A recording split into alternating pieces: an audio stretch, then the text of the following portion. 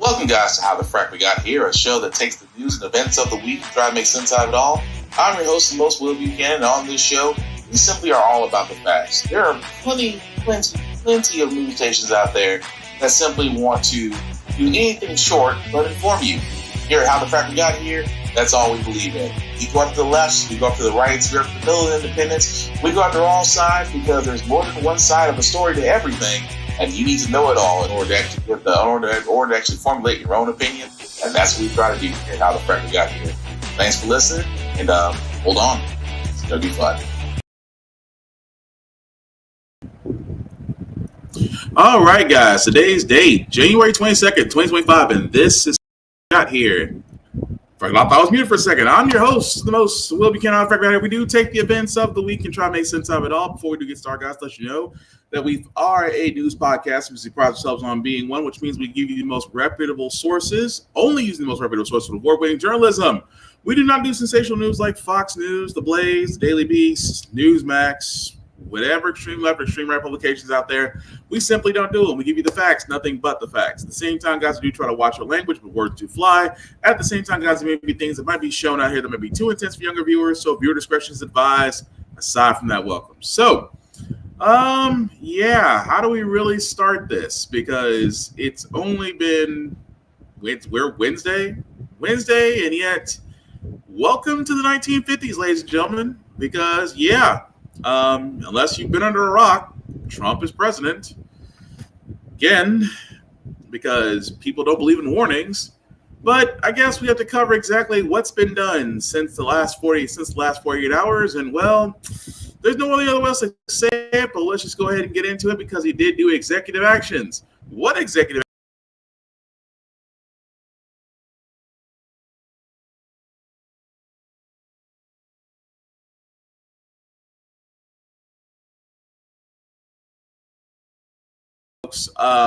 is just that, hey, do you remember when Biden sat there and said, you know what, we should put a cap on life-saving medication? Like, you guys may or may not remember, but not so long ago, we had a little bit of a scare with diabetes, with insulin.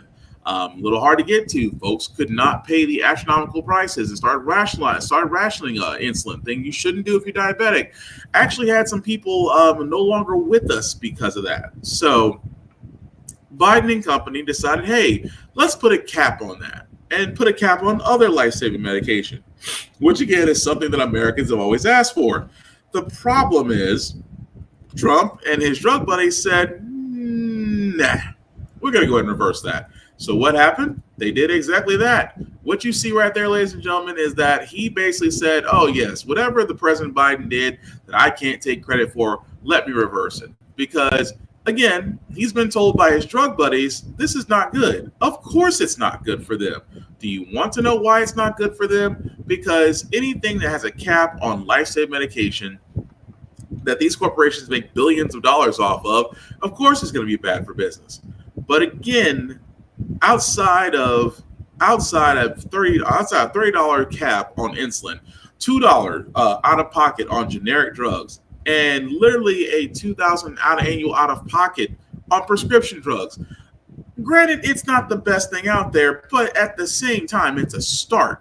The problem with this is just that now Trump has sat there and said, nah, I'm good. You don't want it. Matter of fact, I don't want it. Matter of fact, you as a company doesn't want it because he believes that everything should go to the states. Except some things, because, that's conservatives for you. Conservatives believe everything should go to the state, except the things they want to hold everybody's heads and use the full power of the federal government to do. In this case, using the fact of taking medication, which, again, a lot of people are not going to understand this yet, and I can't wait for them when they do, is that those that actually voted for Trump are going to sit there and go, probably should ask more questions before I voted for him, because now my insulin, now my heart medication, now my whatever life-saving drug I had that was actually moderately priced for a while is now about to jump back up in price.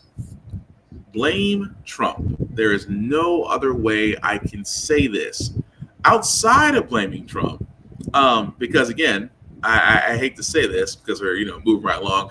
Here's the thing that's actually ticked me off. What ticked me off was this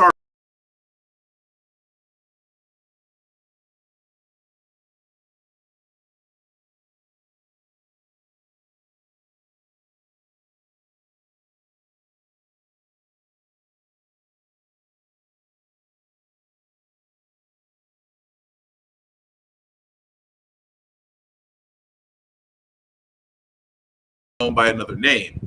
It's known as equal opportunity, equal employment opportunity.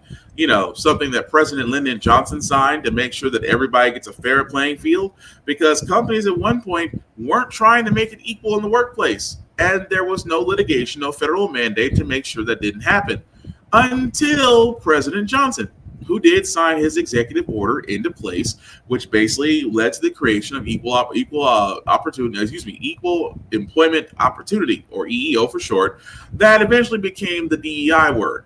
And like most people who don't understand something, you're immediately afraid of it, because DEI is nothing more than just ensuring that there's a fair but level playing field. Because a lot of people don't realize when it comes to DEI. Look at most of your corporations. Most of your corporations, especially in the high level, especially if you're talking executive C-level, CEOs, COOs, the thing is, you won't find a lot of people that look like me in the top 10 of most of your Fortune 500, Fortune 100 companies. You won't. And at the same time, a lot of people, it's been asked, we do have qualified individuals out there. Why is it that no companies are taking a chance on us? Well, for various reasons. But at the same time, this is where DEI comes into place, because it basically forces you guys to turn around and sit there and say, oh, we're not racist. Okay, prove it. Now you were actually held to a standard. And I know for a lot of people, they always say diversity hires, but let's be honest, those diversity hires kept you from litigation. Those diversity hires kept you from being sued. Those diversity hires basically kept the doors open for your company. Now, Trump sitting there saying, and I cannot believe it, I got to bring this back up for all those that I'm trying to make sure you understand this correctly. The fact that Trump, not only is he trying to dismantle DEI, he's also trying to send anybody under a federal contract or higher who's also in a DEI position. He wants to send them home on paid leave, but also asking these very same departments, which people can we get rid of? This sounds more like Elon Musk and less like Trump. But Trump says, again, I'll get to Musk and I'll get to dumbass Musk in a minute. But again, that's the whole thing. And then he turns around. And this is the part that kills me, is that you have folks in the conservative rank. And this is why I sit there and say this, guys. Always conservatives, whenever it comes to MLK holiday, will be the first ones to turn around and sit there and say, well, if Martin Luther King was alive, he'd be a conservative. He would see that everything we're doing, he would agree with. No. Martin Luther King had a lot of things, but at the same time, he was definitely not seen as ultra conservative as these individuals think they are. Even more so when you have Trump turning around and sitting there saying, and I cannot believe I'm saying this, he said, quote unquote, Martin Luther King Day in his honor, this will be a great honor, but in his honor, we will strive together to make his dream a reality. We will make all his dreams come true.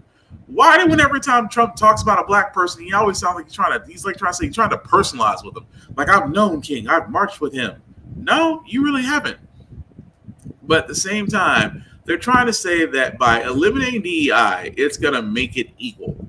This is the delusion. This is the delusion that they live in. This is the world that they live in that is completely delusional, because these safeguards were put in place to make sure you're doing exactly what you're supposed to be doing. And the fact that you are sitting there and you're trying to tell us, well, no, that's not how it works. Well, yeah, it is. Because again, I hate to bring this up. The fact that he's removing all of these safeguards, it's like, what we're trying to do? It's like, think of Chernobyl. I know Chernobyl's just weird that it comes out of nowhere, but what was Chernobyl's problem? They kept removing safeguards until there was a meltdown, and now you have an irradiated area that nobody can inhabit.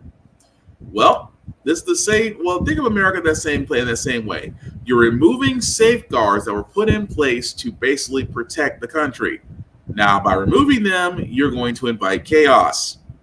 We shouldn't be surprised by this. But at the same time, guys, what may be missing for some individuals is that when you turn around and you remove diversity and inclusion, what's the message that you're really saying? You are saying that, hey, we can do what we want without fear of litigation, without fear of lawsuits, without fear of retaliation. We can basically do what we want now, which is what most companies would love. Because if you haven't noticed, John Deere tried to do a DEI program, and then some white folks, and again, not understanding what DEI stands for, or just follows everything Fox News, got all in a tiffy. John Deere reversed it. Harley Davidson, same way, tried to do a DEI program. Again, people got in a tiffy, started burning their Harleys and selling their Harleys, which I've never understood. And again, Harley Davidson reversed things. Costco put in a DEI program. Shareholders tried to get rid of it, and they said FA and then FO. And I'll give it to Costco. Costco wholesale, I will shop wherever you are at, because y'all are taking a stand and saying, no, our DEI is here to stay. You don't like that? Go kick rocks. And that's all most companies have to do if that's what you truly are wanting to do. But at the same time, we shouldn't be surprised that that's just the tip of the iceberg.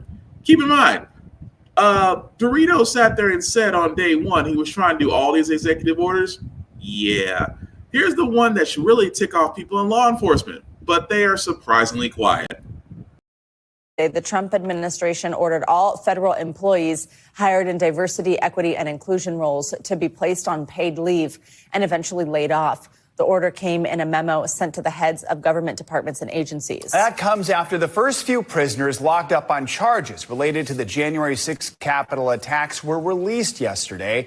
They walked out of prison after President Trump pardoned about 1,500 January 6 defendants and commuted the sentences of 14 prisoners. Among those set free, the former head of the far-right group, the Proud Boys, Enrique Tarrio, and the former Oath Keepers leader, Stuart Rhodes. Speaking at a news conference yesterday, the president defended his pardons and commutations, even though some were charged with violent crimes connected to the riots. These people have already served years in prison, and they've served them viciously. It's a disgusting prison. It's been horrible. It's inhumane. It's been a terrible, terrible thing. NBC News White House correspondent Vaughn Hilliard joins us now with more on this. Vaughn, let's start with the ongoing fallout to these January 6 pardons. What else did we hear yesterday from the president on this issue? And just what more do we know about the people who have actually been released so far?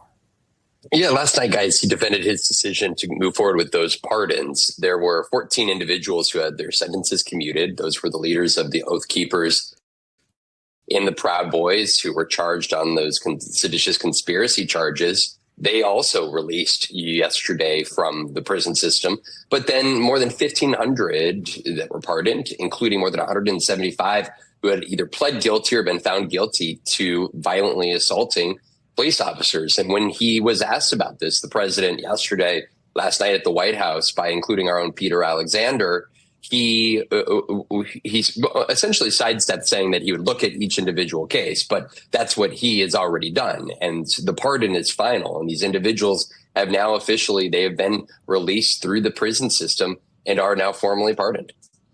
Vaughn, it's been interesting because it seems like this decision is even splitting the GOP. Tell us reaction from senators. Right. President Trump made the case that these people love their country, was the words that he used, and that they have already served enough time in prison for the events that unfolded on January 6th. But lawmakers on Capitol Hill, Republicans and Democrats, they struck a different chord in response, except for some Republicans who defended the president's decision. Take a listen. It's a betrayal of the highest order of our Capitol Police officers, who risked their lives to keep us safe. I think they were absolutely justified. Again, I don't know all the cases. I certainly don't want to pardon any violent actors, but there was a real miscarriage of justice here. I just can't agree. I'm about to file 2 bills that will increase the penalties up to and including the death penalty for the murder of a police officer, and increasing the penalties and creating federal crimes for assaulting a police officer. That should give you everything you need to know about my position. President Trump was even asked about his own Vice President, J.D. Vance's comments just 2 weeks ago, that he also opposed the pardoning of violent assaulters of police officers. And yet that is the decision that the president made, and it's final. All right, Vaughn, let's also talk about the other. Okay, so It's amazing to me, really and truly, that all these Republicans, again, they said they were split, but these are, oh, it's a sham. This should never happen. This, 1,500, nearly 1,500 domestic terrorists just got a pardon from their leader. And then it's like they want us to forget that January 6th didn't happen. Oh no, Trump beforehand, when he didn't want Mike Pence to stop the electoral count, he didn't talk to a bunch of his own people and talked about, we're going to go down there and stop the steal and I'm going to be right there with you. No, it's almost as if they want us to forget that he basically was the mastermind behind this whole thing, and that he took the last 2 years where litigation should have buried him under the jail, in fact, used the law, twisted itself his own advantage, pushed cases and people off cases, only to turn around and somehow be elected president again. This kind of storyline should be put in the WWE. That's all I'm saying. But now it just goes to show you 1,500 people, including the leader of the Proud Boys, including the leader of the other Boogaloo Boys. Those guys who were literally wanting to be terrorists in an American federal building have been pardoned. And again, why? Because Trump loves his crazies. Trump loves his private personal army, because he now realizes, hey, these folks will be the ones to do the dirty work for me. And all I got to do is do this one little pardon. Oh, and they'll love me for it. But again, think about that. This is America, truly. At the same time, his puppet, and I say puppet because Mike Johnson is basically just missing a hand up his ass, has nothing to say about the pardons whatsoever. Republicans have long said you guys back the blue. How do you justifiably say that when Trump just pardoned a bunch of violent January 6 rioters who attacked Capitol Police? And if those rioters come to the Capitol, will you welcome them back here? So look, everybody can describe this however they want. The president has the pardon and commutation authority. It's his decision, and I think what was made clear all along is that peaceful protests and people who engage in that should never be punished. There was a weaponization of the Justice Department. There was a weaponization of the events, the following, the prosecutions that happened after January 6th. It was a terrible time and a terrible chapter in America's history. The president's made his decision. I don't second guess those. And yes, it's kind of my ethos, my worldview. We believe in redemption. We believe in second chances. If you would argue that those people didn't pay a heavy penalty, having been incarcerated and all of that's up to you. But the president's made a decision. We move forward. There are better days ahead of us. That's what we're excited about. We're not looking backwards. We're looking.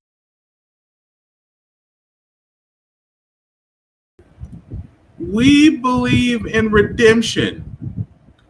Did this hand puppet really just sit there and say, we believe in redemption? I'm sorry. Where do I go with this? Outside of, really, Mike Johnson? Really? The man who barely got put back in as Speaker of the House? The man who, I guess, is now doing his marching orders. And apparently Trump's hand is significantly up his ass to where he's going to stand and say, well, we got to talk redemption. These people, they've served their time. I was like, dude, what? And this goes to show you guys, and I'm just being honest with you. This goes to show you the level of how much power that idiot Trump has within his party, because nobody will speak against him. Think about that for a second. Nobody will speak against him outside the fact that he just pardoned 1,500 terrorists. Nobody will speak up about the fact that he just reversed the policy on low-cost prescription or nearly free prescription drugs in the Republican Party. But they'll be the ones squawking from their little purses. Oh, I don't agree with that at all. Really? So we're going to remember this come voting time when you decide you'll be the one voting against your party, about your party's interests? No, we know he's not. He's going to fall in line like they always do.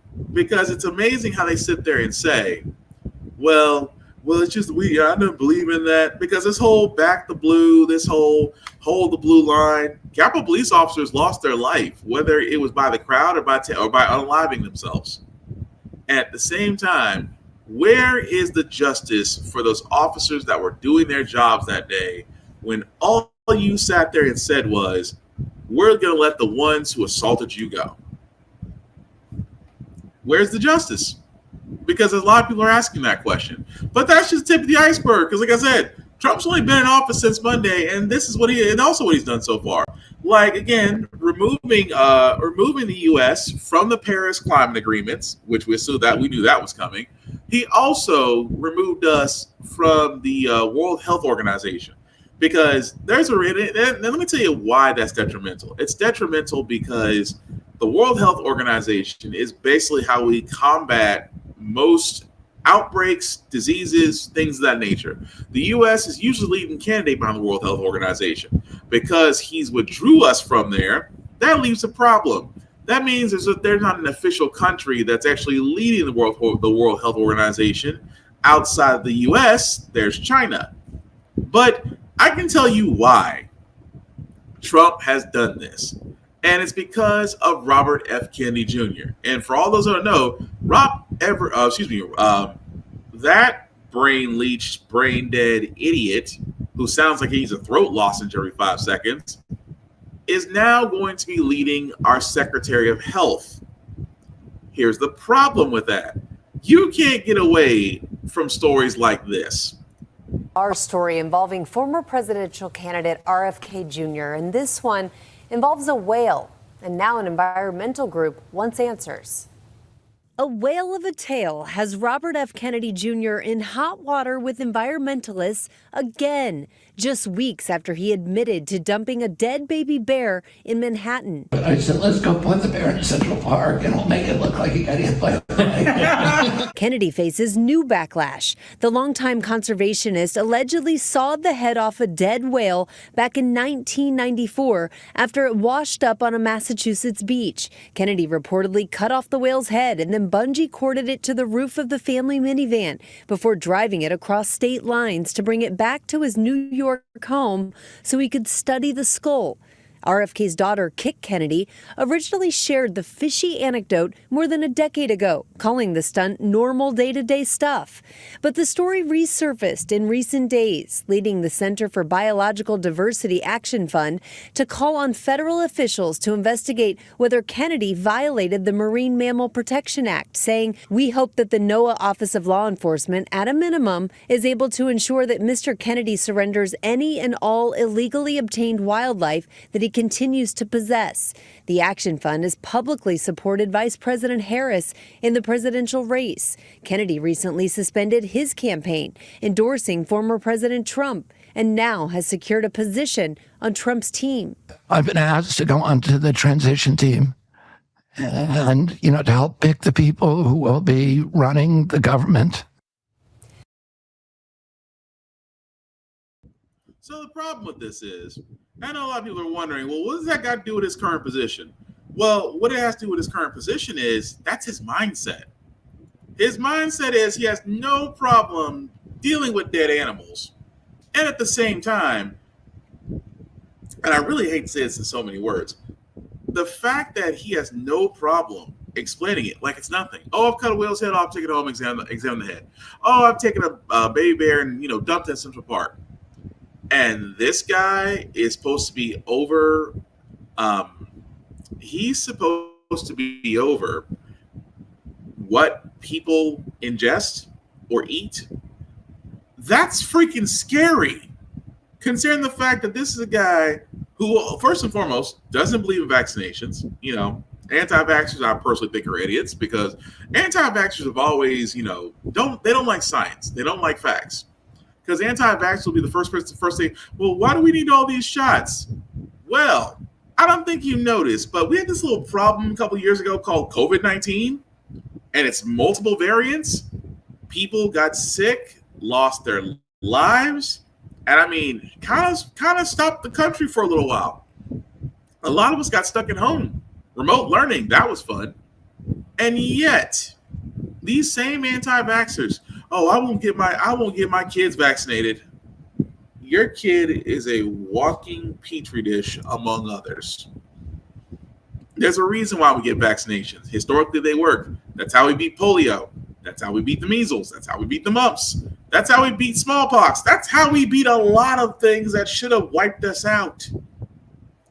And yet, RFK is an anti-vaxxer who is now in a position that not only does he want to dismantle the FDA, he wants to be able to sit there and install his own health policies.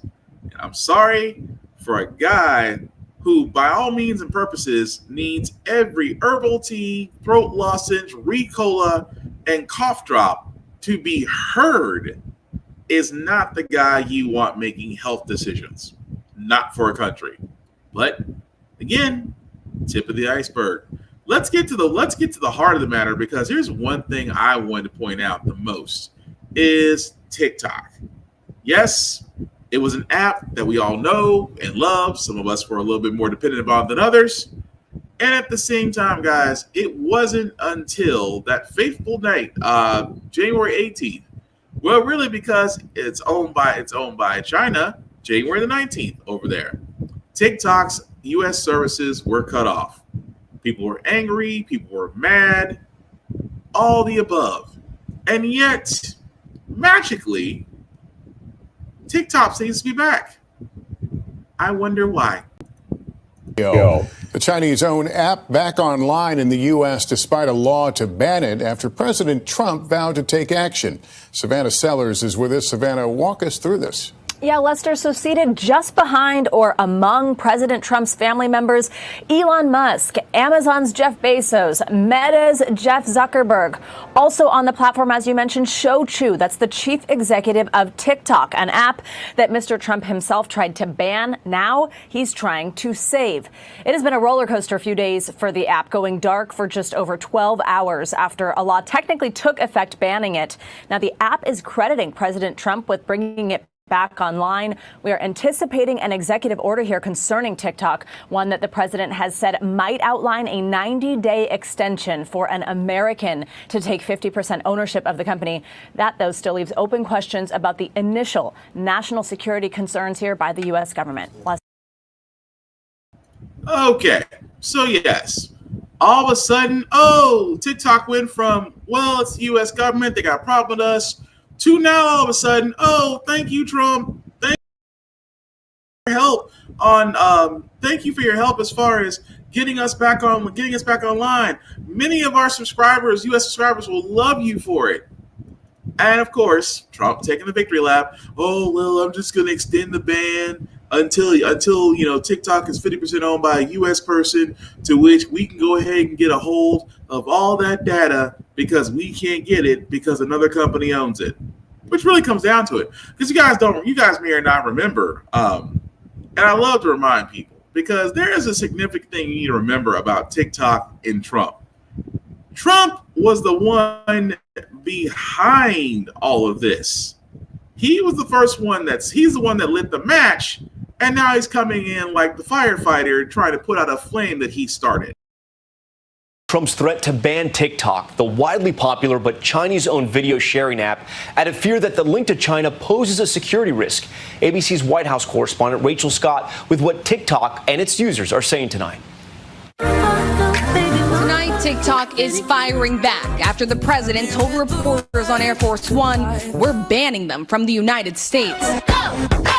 Reaching 100 million Americans, TikTok is known for its short videos and viral dances. The app stars in disbelief, like Michael Lee sending this message to his more than 35 million followers. I'm financially supporting my family because of this. I'm literally starting my career and inspiring people and changing people's lives because of this. And concerns about security with the Chinese-owned app have already prompted the U.S. to ban TikTok on government phones. Would you recommend that people download that app on their phones? Only if you want your private information in the hands of the Chinese Communist Party. TikTok has denied sharing user data with the Chinese government. And according to a Reuters report, the Chinese company ByteDance has offered to divest the U.S. operations of TikTok to make a deal with the White House. Tonight, the app's general manager insists users shouldn't worry. And when it comes to safety and security, we're building the safest app because we know it's the right thing to do. We're here for the long run and continue to share your voice here. And the president insists that he does have the authority to ban the app. He signaled that he could take action as early as today, but so far, no word yet from the White House tonight, Tom. Rachel, thank you. Now, keep in mind, that is an older publication. Yeah, sure, it is. But I keep pointing this out. 4 years ago, Trump was the one that lit the doggone match. He was the guy that turned around and said, I think TikTok needs to be banned. I have the legal authority to ban it. No, you kind of don't, but okay. Because as you can see, guys, they had to go through a lot of channels. And mainly because you have the Republican Party of all people, we're still find funny as hell. Oh, they carry the torch. Oh, the Chinese government wants your data. Oh, the Chinese government has your data. They could do a lot with your data. Really? What could they do? I mean, here's my thing. If you're on Facebook, Snapchat, Meta, pretty much any social media app, your data has already been paid and sold to whoever is buying it. So that also being said, you're doing nothing about U.S. apps, U.S. companies using these apps, getting our data. You're doing nothing about them because, the danger is somebody has your data.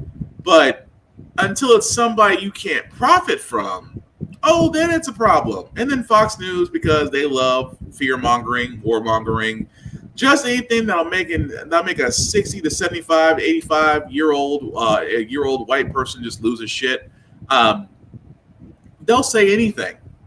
And at the same time, folks, look what happened. TikTok got banned. Surprisingly, went to the Supreme Court, and the Supreme Court upheld the ban. And then Trump, out of nowhere, has the CEO of ByteDance at his inauguration. And next thing you know, TikTok has been restored. Yeah, I know how this story plays out. See, Trump needs anything and everything to make himself look good. Reason why? Because, well, he's a dick. He has not produced anything that has actually saved individuals. None of his policies have ever equaled out to something positive. His tariffs and tax plans have left ruin. And this is the same guy that bankrupted a casino. If you can bankrupt a casino, you can bankrupt a country. We've seen it once before. But he wants to use TikTok as a way of, again, he loves the ill-educated or lack thereof.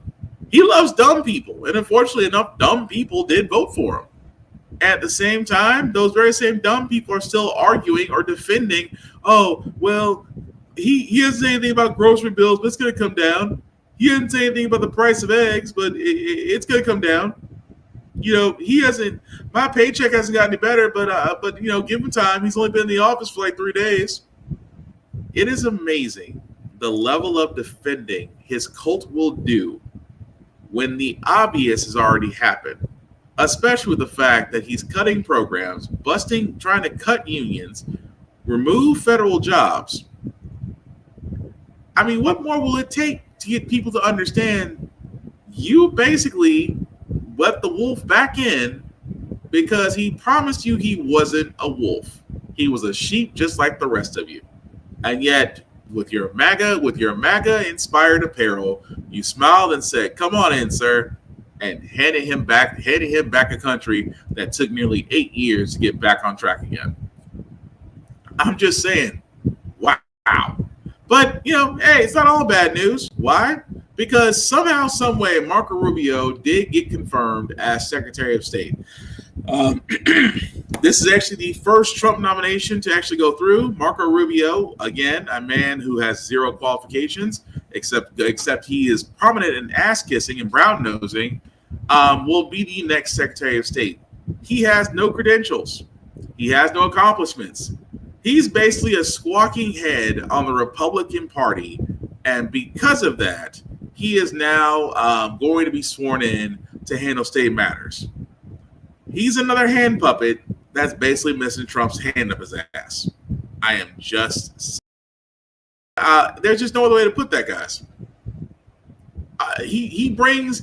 Here's my thing. He's going to do what is this thing I will say about this. For most Secretary of State positions, you already have an agenda on what you need to do. He's going to go in there and basically whatever you want, Mr. Trump, kiss your ass, polish the knob, let me know, and then I'll go do my job. And that's what Rubio's going to do. I am just going to throw that out there because I don't see anything positive from this. He is a safe. You know what Rubio is? Rubio is a safe pick. That's all Rubio is. He's safe.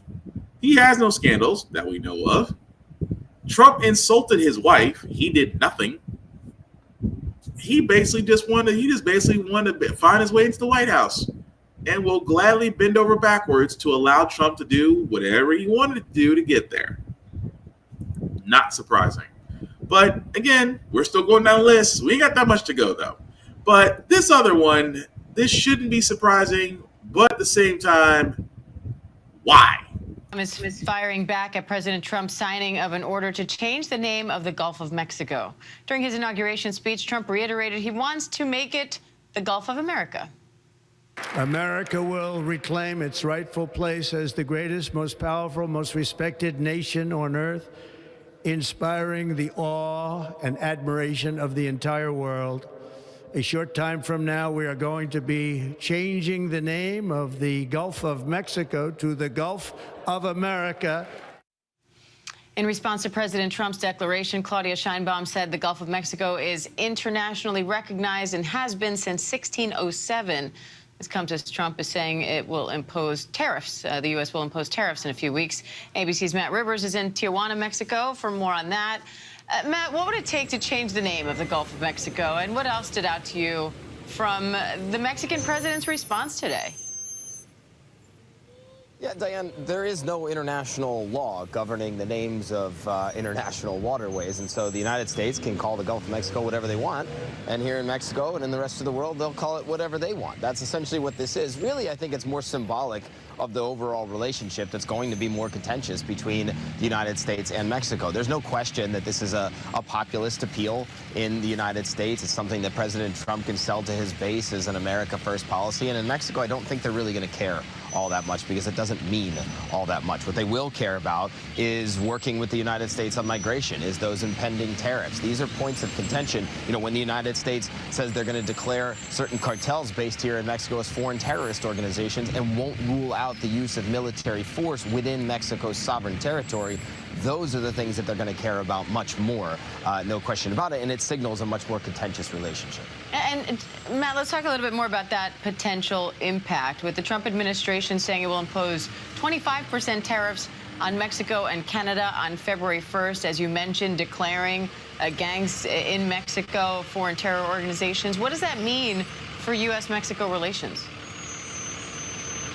Well, I think the tariffs really are going to be the threat that the Trump administration relies on more than anything else to get Mexico to bend to its will. We saw that during the Trump playbook during the first 4 years. He threatened tariffs against Mexico back then to get Mexico to step up migration enforcement here to stop people coming from the border. Mexico acquiesced. You're going to see Trump use the same playbook this time around, threatening broad tariffs against Mexican exports to the United States in order to get Mexico to play ball on things like remain in Mexico. That's that policy that Trump wants to bring back, forcing asylum seekers to wait for their claims to be processed here in Mexico. You know, the stick in all of this is going to be the threat of tariffs. And so it's going to be something that both sides are going to have to negotiate over. And I think you will see them negotiate because Mexico has leverage when it comes to migration as well. And Matt, Trump's also making a move for the Panama Canal. Now, you went there to find out what people there have to say about it. What did they tell you?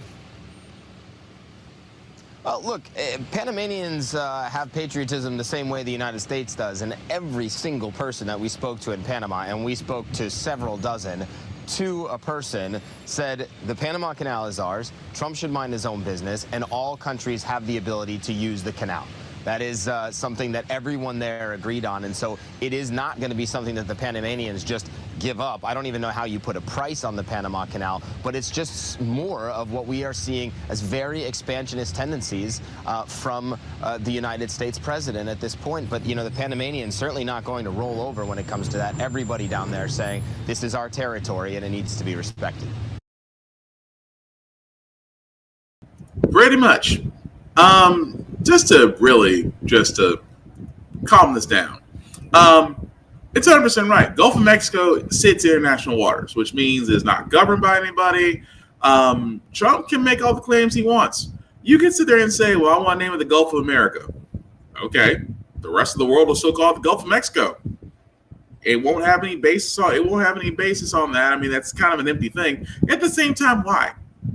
What is this whole naming thing? You know, if you name it, you don't claim it. Trump has to know that. I would think he would like to know that, but probably doesn't. At the same time, again, with the tariffs, I cannot. I feel like an economic. I'm pretty sure there's a video already. I'm pretty sure there's hundreds of YouTube videos out there that explains why tariffs don't work in this situation or don't work in the way that Trump and his cult think they do. And I've said it many times on this podcast that tariffs will not determine, or basically, for lack of better words, generate progress, because tariffs are paid by the country that receives the goods. Putting tariffs on Mexico does nothing. Putting tariffs on Canada does nothing. Putting tariffs on China does nothing. Not for those countries, because if you haven't noticed, in America, we are not a producing company as we used to be. We become an importing company.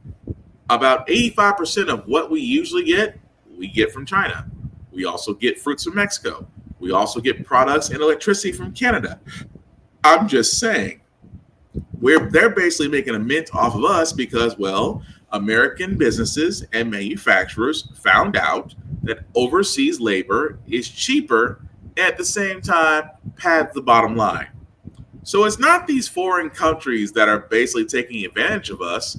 It's American businessmen that sat there and said, hey, we can get our things manufactured over there, have them brought back over here, and we can increase our bottom line. We increase our profits. Here's what tariffs are going to do. Tariffs are going to force those very same American businessmen who basically get their products from China will now pay a heavier toll when they're imported. And do you think those American businesses are going to eat that cost? No. They got profits. They're going to pass the savings on to you. And you, being the American consumer, will pay more. And it does nothing to those foreign countries like China, like Canada, like Mexico. Does nothing for them, because they're going to be like, we'll put tariffs on you. But it would be stupid, because that would mean our citizens will pay more. At the same time, these tariffs are not going to do what you think they're going to do. They're not going to increase. They're not going to push for American production. They're not going to be pushing for expansion. They're not going to be pushing for our own products. None of that is actually going to happen. Why? Because, again, you basically putting a higher price on something that's already being imported. What other choice do you have? It's like Walmart being the only grocery store in town. You may hate Walmart for various reasons, but if it's the only store within 100 miles of where you live, what's your alternative? See, you're stuck. At the same time, where Trump doesn't realize it, his tariffs only prove one thing. He has no idea how to run a business. But then again, he's been in bankruptcy court enough times that he should have his own chair. And also with Panama Canal, we're going to make it again ours. No, we gave that up around President Carter, and rightfully so. Because President Carter was told at one point, if you wanted to hold the Panama Canal for U.S. interests, you would need at least 100,000 troops. You would need roughly the same amount. The amount of troops you would need to hold and defend the canal would be almost adjacent to the theaters of war in Afghanistan and Iraq. That's saying a lot, and all the more reason why we didn't need it. So of course he let it go. And again, the Panama Canal is for everybody that wants to use it. The Panamanian government has sat there and said, fight us if you want to, but everybody can use this canal, even your dumbass. But again, this is Trump's whole thing of being dominant, being a dictator, because for a lot of his voters, that's their fantasy. Their fantasy is seeing a guy who can do what he wants with zero consequence and zero accountability, but claims he's winning. The only thing Trump has won so far outside the presidency is beating jail. That's pretty much it. But move right along, guys, because we got to get to this Department of Government Efficiency of Elon Musk and Vivek Ramaswamy. But, Vivek Ramaswamy has probably got the quickest entrance and exit out of a quote-unquote non-government department. Information about Vivek Ramaswamy and his plans. Yeah, Savannah, Vivek Ramaswamy has an interesting distinction here as someone who will be departing an administration and a post that didn't actually exist yet before he departs it. We have now reporting from two sources familiar with his plans that Vivek Ramaswamy, who was set to be the co-leader of DOGE, this new Department of Government Efficiency that the Trump administration is expected to set up in the coming hours, will in fact not be really taking on that role. He's instead going to run for governor of Ohio. That had been sort of widely rumored. We now have it confirmed that he's expected to make that announcement next week, and that it was impossible for him to do both things at the same time. We just saw Elon Musk in the rotunda. Musk is, of course, the other co-leader of DOGE, who, again, is a very complex and important figure in Trump world. He has no formal role. DOGE itself is something of an outside consultancy. It's not clear how much authority they will have. But nevertheless, Musk, with all of his entanglements with the federal government, particularly in the form of SpaceX's rocket company, which has billions of dollars in contracts with the government, will now be in charge of finding, he says, $2 trillion in cuts to the federal budget. Now, in recent weeks, he's walked that number back, suggesting that a more realistic goal might be $1 trillion. But Musk and the team that they have put in place at some of these agencies will now be moving forward without the services of fellow entrepreneur and tech executive Vivek Ramaswamy instead. So, long story short, Vivek's out. And you can sit there and say the entire time, well, he can't run for governor of Ohio and also be a part of, okay, let's call it what it is. Let's call it what it is. Trump, Elon, and Vivek all had a conversation. Elon wants it all for himself. And again, there's a reason why I say this is a non-government department, but yet somehow is affiliated with the government. Because Elon is, by all intents, still considered a contractor.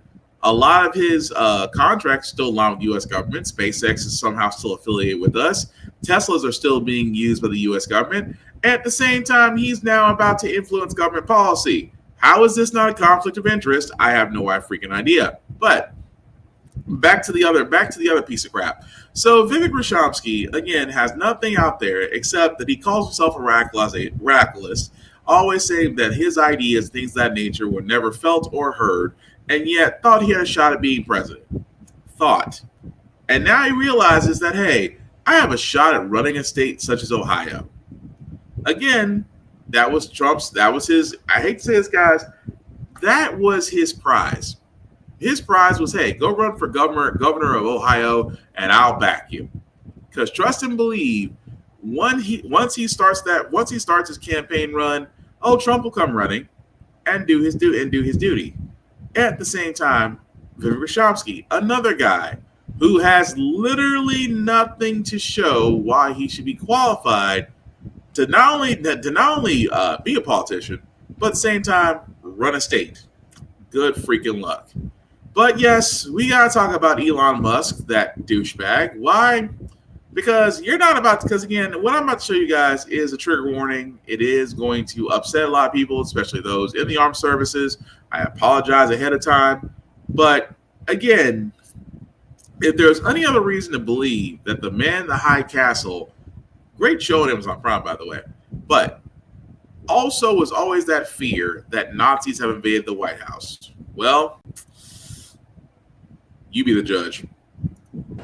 You know, there are elections that come and go. Some elections are, important. Some are not. But this one, this one really mattered. And I just want to say thank you for making it happen. Thank you.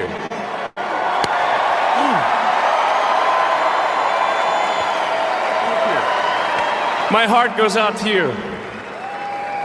It is thanks to you that the future of civilization yeah, let's just stop right there.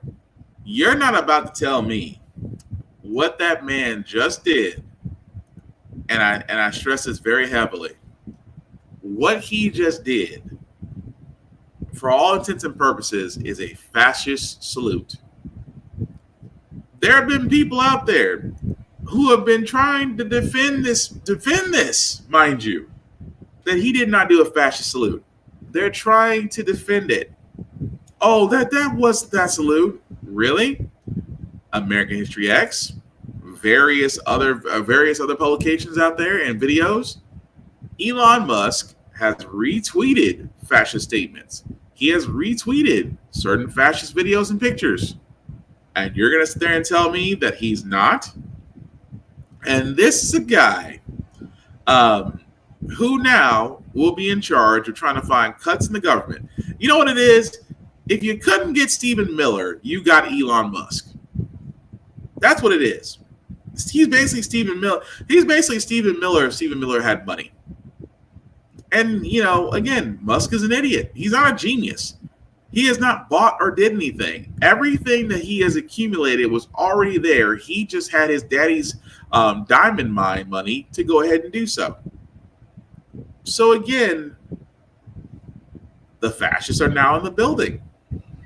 But hey, it's not all bad. Well, it kind of is, because former AG, Merrick Garland, gives his farewell, and again, well, I'll just leave my thoughts after it's over.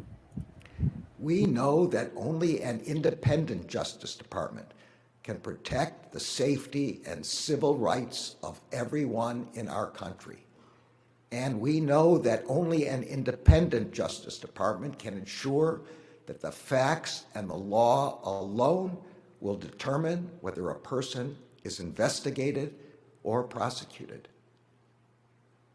Those norms have been woven into the DNA of generations of DOJ employees, career and non-career alike. They are the commitments that ensure we will adhere not only to the letter of the law, but to the rule of law. It is the obligation of each of us to follow our norms, not only when it is easy, but also when it is hard, especially when it is hard. More than 40 years after I first entered this building, it is now time to say goodbye. It will be hard to leave these hallowed halls. It will be hard to leave the leadership team that has guided the department with such extraordinary skill, integrity, and 24/7 dedication. Lisa, Ben, and Vanita before him, all of our component heads, the leaders of our law enforcement agencies, our U.S. attorneys, and my long-suffering staff. It will be even harder to leave the career workforce, who have been my colleagues, my mentors. So this is all heartfelt and everything, but we got to address some stuff. The reason why I said we got to address some stuff is because Merrick Garland initially was appointed by President Obama, but at the same time, he was facing a Senate and House of Representatives that was controlled by Republicans, and they were not about to let him have anything. He also got brought up again by President Biden, which he did actually take over from a tumultuous AG such as William Barr. The problem is, where I say I have an issue with Merrick Garland and I have an issue with the Department of Justice, is that you guys for 4 years had the ability to nail Donald Trump. You had the ability to nail Matt Gaetz. You had the ability to nail down a lot of the Republican Party. And what I mean by that is bring them up on charges. Even after Trump had announced his presidential candidacy, he was still not treated as a private citizen. He was treated as a president. And all I can sit there and say is, and I can't lay it all at Biden's feet, because Biden has to be impartial. And like the former AG said, that there has to be an independent Department of Justice. Well, here's the problem. That independent Department of Justice failed. it failed in its processes to hold everybody accountable.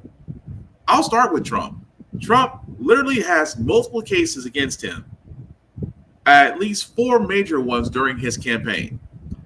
Instead of the Department of Justice enforcing the law, they pushed it back. Why? Well, we don't want to hinder a presidential campaign. What happened to no man is above the law? Or the Supreme Court, mind you, which again, conservative leading, also ruled that certain acts a person does as president, he has immunity from, which Trump and his legal team were all too happy to jump on, except the fact that Trump's a private citizen. Immunity doesn't apply to him. But his cases can be pushed back. Even though 2 cases he's found guilty on, which has actually landed him felon status, his sentencing was, well, nothing. Oh, well, no jail time should come from this. Why not? Any man that is found guilty in mortgage fraud because he defrauded New York of blowing up or inflating the prices of his holdings in order to secure bigger loans, that is fraud. And yet, this man still walks. He's held documents, which he's admitted of, and shown people did not have the clearance of. He has turned around and single-handedly ruined the lives of election workers because him and Giuliani sat there and pointed them out as saying they were the ones that were trying to, quote-unquote, ruin his chances in Georgia. And that case, to which former DA, I say former, Fani Willis, was already at the ready to prosecute. And what happened? They found out that she had a relationship with someone on the same prosecuting team and turned around and sat there and said, well, and used that trial to push the time back. And then after that was said and done, then we can't do that because of the campaign. And then eventually, Fani Willis was removed as the prosecutor by the state, by an elected official, Trump appointed, and now that case will be put in the hands of someone else, and that case may just... And that was an election interference case. So I'm sorry, Merrick Garland. I'm sorry. We appreciate your service as AG. We appreciate all that you try to do. But under your watch, the Department of Justice was ineffective. Along with Matt Gaetz, which the report that comes out now, paid for sex with underage women, drug use while even in his congressional office, and yet testimony evidence was not enough to pursue a case. Because why? Oh, well, Matt Gaetz resigned because he thought he was going to be AG. No man is above the law. Where's the Department of Justice in that? Where's the Department of Justice in multiple cases in crimes whenever it comes to politicians? Oh, that's right, because the opinion of the Department of Justice is we cannot indict a sitting president. Problem is, he's not sitting. He is now. But what's the issue with that? Because the next AG, of course, is going to be under Donald Trump, which means he's going to do whatever Donald Trump wants him to do. But I just miss when an AG would sit there and actually do their job to enforce the law no matter who it is, whether a president is sitting or not, because no man is above the law. But as we have seen, apparently it is. And now Merrick Garland's about to ride off into the sunset, and Trump, in power, has avoided jail. So yeah, I'm sorry, Mr. Garland. We thank you for your service, or lack thereof. But a couple other stories, guys, before we get to the end and explain exactly what's been done with the executive order so far. I can't forget the rest of the Sambos. I am talking about you, Representative Brian Donalds. This man who literally said on a video that he said, hey, man, daddy's home. Any man that calls another man daddy outside of those type of relationships should be highly questioned. Especially all those guys that really have a hard-on for Trump. That's going to be studied. That's going to be studied in some therapy books. But anyway, the Republican congressman who sat there and said that black people did better under Jim Crow than any other time. Remember that little tidbit? He now wants to basically replace Governor Ron DeSantis because his term limit is coming up.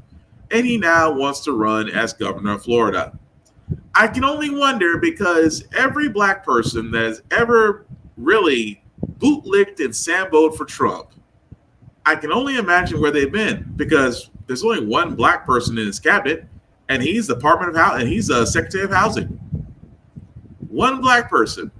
And how many black people? How many black people are all, oh, well, Trump's going to do this and Trump's going to do that. And yet, nothing. Not one black person.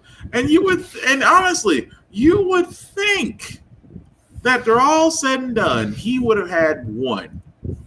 Two. I'd be like, you know what? But that's what he does with black people. Even that ratchet ass prayer done by that one Detroit preacher, which again, I meant to get that, but it just annoyed me to see that. But that's Trump. Uses all and any all. And even when a preacher, a religious person, tries to appeal to Trump's better nature, she gets hit with the same type of venom, if you will. Millions have put their trust in you. And as you told the nation yesterday, you have felt the providential hand of a loving God. In the name of our God, I ask you to have mercy upon the people in our country who are scared now.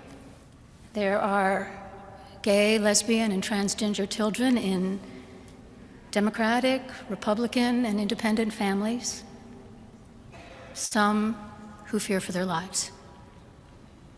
And the people who pick our crops and clean our office buildings, who labor in poultry farms and meat packing plants, who wash the dishes after we eat in restaurants and work the night shifts in hospitals, they may not be citizens or have the proper documentation, but the vast majority of immigrants are not criminals. They pay taxes and are good neighbors.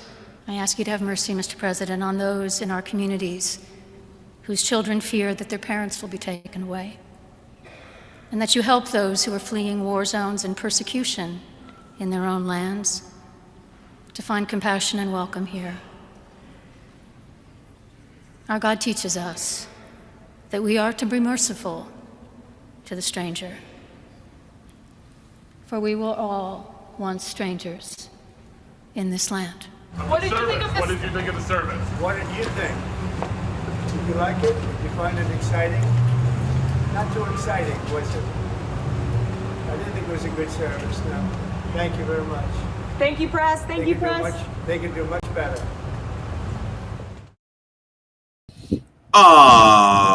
Was he hurt? I mean, okay, let's think about this for a second here, folks. All the bishop did, the bishop, Marion Edgar Budd, all she did was simply say, appeal to your better nature. You said that you felt the hand of God on you. Okay, cool. You felt the need to serve. Okay, cool. Then help the others. Yes, she pointed out the immigrants who may not have documentation, or those that may not have all this be legal citizens in this country. And what did Trump do? I didn't think it was very good service. Did you guys think it was? I didn't think it was very good service. Are you kidding me? This goes to show you, and I say this all the time, this goes to show you the type of person Trump really is. We're barely 3 days in. 3 days, guys, into this presidency. And yet, this man has zero compassion. If it's not about him, he won't talk about it. If it's against him, he'll down it. At the same time, he's president now. So he feels like he's effing bulletproof. But here's the one thing I would love to say that Joe Morton says in this clip, at the same time, this should be said to all white folks that think just like him, because this is freaking accurate. Will you please contribute? Say something. You want me to say something? Fine. I'll say something. You people. You're not a race. You are a virus. You destroy the world.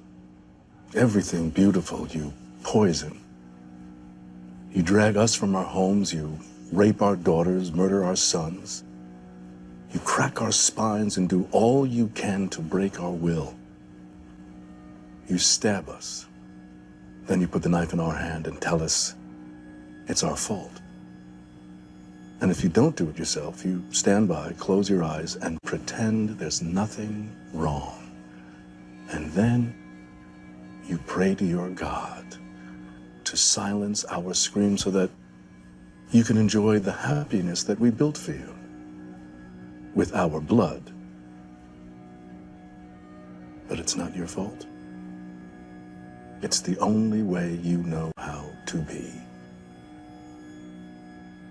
And the only thing that will change anything is if another virus comes along and does to you what you do to us.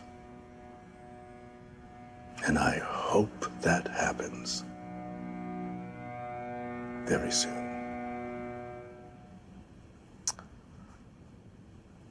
Well,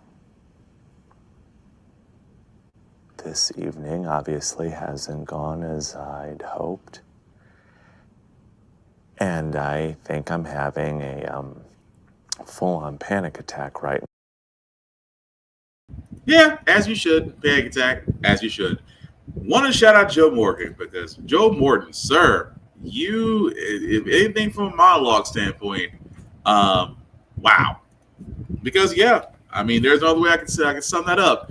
So anyway, folks, let's just call it what it is, shall we? As we wrap this up. So you want to know why I wanted to go over the executive orders that he's done so far? Well, let's put it to you this way. Shout out to Pete for giving me his graphic. So Trump's been in office since Monday. What has he done? Call a state of emergency to shut down the border. He's trying to end birthright citizenship. Unfortunately, the 14th Amendment has a problem with that. Halts the Afghanistan refugee program that actually is for those that have actually helped the U.S. Army during the war. You know, the folks are actually supposed to be flew over and given placement in the U.S. That's halted. Pardoned 1,500 domestic terrorists for the January 6th attack. Called for the U.S. to draw from the Paris Climate Agreement and World Health Organization. He called for all federal DEI positions to be put on paid leave, ending all federal DEI initiatives, i.e. the Equal Opportunity Act, enforcing all federal remote workers back in office, instituting a gender policy for only male and female will be recognized in the U.S., reinstating military members who left the military because they did not want to be vaccinated to reinstate them and with back pay, extended the ban to delay TikTok only after 4 years ago, just calling for it to be banned. Wants to enforce tariffs on Mexico, Canada, and China, still in the works. Wants to create the External Revenue Service to collect tariffs from other nations. Let me say this again. Wants to create a department within the IRS called the External Revenue Service to collect tariffs from other nations. Good effing luck. He also wants to rename the Gulf of Mexico to the Gulf of America, rename Mount Denali back to Mount McKinley, a change that was made during the Obama administration. At the same time, guys, he wants to raise, things he's already done. Raise prescription drug prices, end civil rights and DI protections in government, ban African American and gender studies in all level of educations, ending climate protections, increasing Arctic drilling, deregulating big business in the oil industry, promote and expedite capital punishment, mass deportations of immigrants and incarceration in camps, ending birthright citizenship, banning Muslims from entering the country, and eliminating federal agencies like the FDA, the EPA, the NOAA, and more.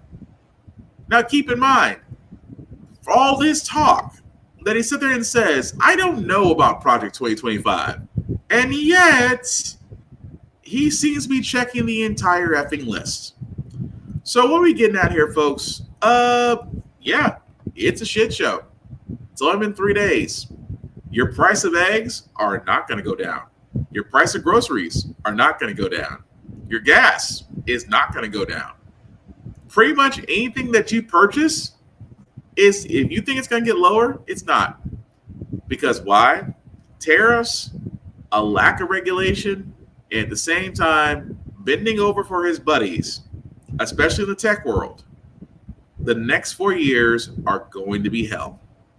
They are. No ifs, ands, or buts about it. And Trump, in his own world, still thinks he's a miracle worker. That just goes to show you that there should be term limits on how long you can be president and still consider yourself sane. But we're going to go ahead and move on, guys, to our feel-good segment, because usually how the Frack We Got Here, we do cover a lot of things that are doom and gloom, sometimes making you faith in humanity. But hey, it's Wednesday, hump day. Tomorrow is Friday, which is Thursday. And we want to leave you guys out with some positivity. I know we laid a lot of Debbie Downer stuff, but we will leave you guys out on a positive note. And this kid getting sung happy birthday, when really by just, whenever you get sung happy birthday, it's always great to have people around you singing it, people that you know, that you love, and just to be surrounded by friends and family. Well, unfortunately, this kid actually had strangers, and yet somehow it was still cool. Come on, everybody.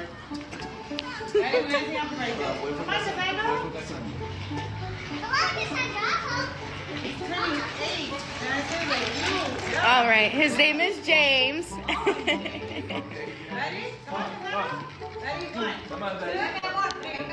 Happy birthday to you. Happy birthday to you. Happy birthday, dear James. Happy birthday to you. Woo! Happy birthday. I don't care who you are, whether it be strangers or not. Getting something happy birthday is always a fun thing. I'm just saying.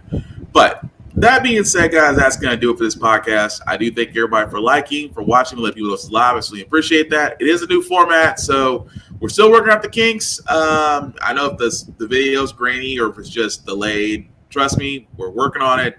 Bear with us. It's only going to get better because we had to leave StreamYard because StreamYard said run your pockets. And I'm sorry. I got family, I got kids, so can't do that no more. But shameless plug before we do get out of here, guys. I do first want to talk about BlurStation.com. It is the vehicle, the table that we've always asked for, to where our content, our viewership, and most importantly, our dollars should be going back to us. We love Tubi. Tubi's great, but Tubi is actually owned by the same guy who owns Fox, and Tubi is well worth over $100 million, and that is due to our viewership and our patronage. That same thing can be done at BlurStation. Simply put, guys, go to BlurStation.com. Select the Join Now button. Select the Blur's Eye View Affinity membership. Select myself, Black Spartan, or anybody else there. It is $10.99 a month to view BlurStation. And, of course, you can view BlurStation across all devices and smart devices as well. Trust me, you will not be disappointed about the content that we have there. But, again, it is a table that is for us, by us, and for us to actually enjoy and go forth. So definitely check out BlurStation.com. Also, check out APR TV or AlwaysPressRecord.com. Why? Because our show, like How the Frack and the other shows, can be seen there. You can find it there at Always Press Record TV, or you can actually go to the APR TV app on your smart devices. And again, another table, another place to where we'll be able to enjoy content that's for us, by us. And again, our patronage should go there. Now, runforoffice.org. You've heard me say this, guys, a lot. Why? Because this is how those right-wing idiots did it. That basically they infiltrated from the bottom and worked their way up to the top. We can do the same thing if you feel the need to call for public service, whether it's locally or from a national, federal level. Definitely go for runforoffice.org. You can definitely type in your address that you see on the screen there. And from there, we'll actually guide you on how you can get on ballots, how you could actually sign yourself up, and hopefully be able to serve in a public capacity of some sort. It is getting to the point now, guys, that we can no longer just sit by and hope someone else does it. We all need to be activists in our own ways. And if you believe one of those ways is to serve an office, then definitely do so. Check out runforoffice.org. Now, with that being said, guys, you can find me, Black Spartan _Spartan 615 on the interwebs. Pretty much talk more than just politics, guys. The only ask is just don't be weird. That's the only thing I ask. Don't be weird. I don't want to get this whole blocking thing. At the same time, guys, How the Frack We Got Here can be found wherever your podcast can be seen or heard, whether it's Apple Music, Google Play, Spotify, things of that nature. Like it, share it, subscribe to it. And again, guys, we cannot do this without you. I see a lot of people like the show and view it, and I appreciate it. But guys, like this, let us know. Like it, share it, subscribe, because again, much like PBS, we cannot do this without you. Our whole mission at How the Frack We Got Here is about informing, and we cannot do that unless you guys do your part too. That's all I'm saying. But the last thing that's about How the Frack We Got Here, guys, is all about staying informed. We are not trying to reinvent the wheel. We are simply giving you all the information to make up your own mind, but we do provide a logical perspective that goes along with it. We do better in society once we're informed. We're progressive. We move forward. We try to right the wrongs of our past by making decisions now that we should have done back then, like electing our first black woman to the Supreme Court, electing our first black woman to the Federal Board of Governors, and hopefully one day down the line, electing our first black woman to be the first Madam President. All great things. When we don't learn from history, guys, we are doomed to repeat them. That's why we keep asking ourselves, why does everything go up at our paychecks? Why are we electing different politicians but still the same old game in Congress? And most importantly, how the Frack We Got Here. Thank you all for watching, guys. Please take care of yourselves and each other, and I promise we will get through.